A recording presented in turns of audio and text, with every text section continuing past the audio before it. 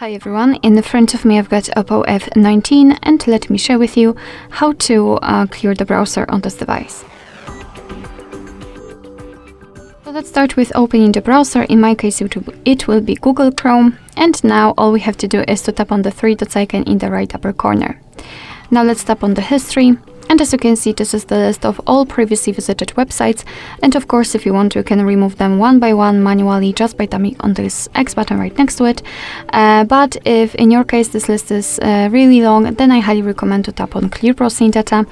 And here we've got some options which are kind of defaultly marked, like browsing history, cookies, and save data, and cached images and files. And here we've got some advanced options like saved passwords, autofill from data, and site settings. So if you want to remove something, make sure that it is marked, and I will mark everything, so remove everything. We can also change the time range from last hour to, for example, last 7 days or all time. And after that, simply tap on Clear Data. And as you can see, the history is empty, which means that we just successfully removed actually everything.